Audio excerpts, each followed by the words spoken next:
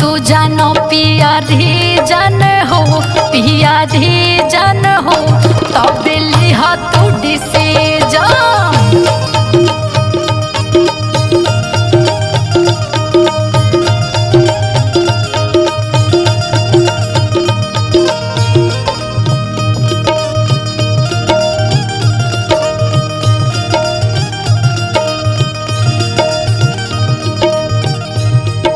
और कहे के बा औरतिया अपने पिया जिसे कहती है कैसे, बारी कुंवारी मोरे बारी रे उमरिया,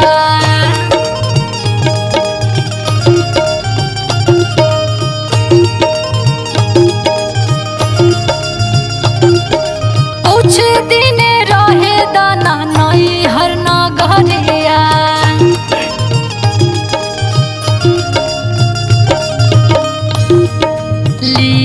मजा आई सीजन हो, पिया सीजन हो, तब लिहा तू डिसीजन।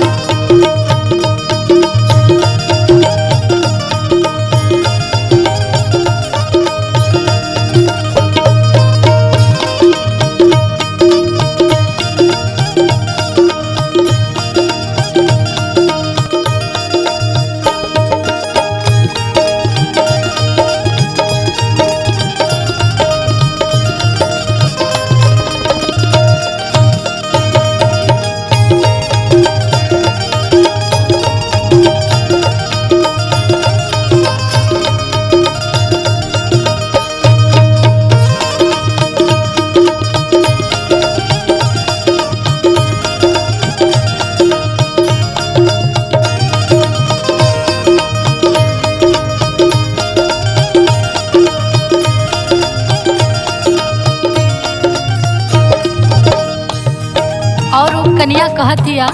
अपने पिया जी से कैसे, फूलवा जैसन बा हमारे बदनिया,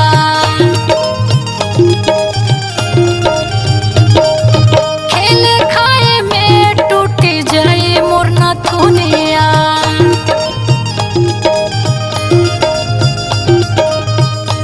एहो फूलवा जैसन बा हमारे बदनिया, खेले खाए में टूट जाए मोर नथुनिया,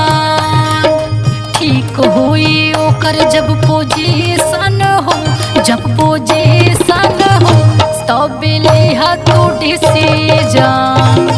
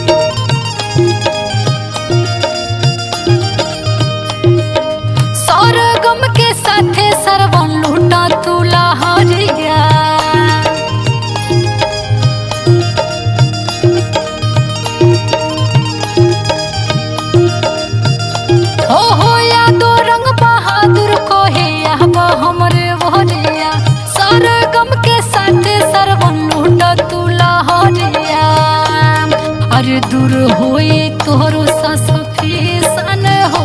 ससुफी सन हो, तब भी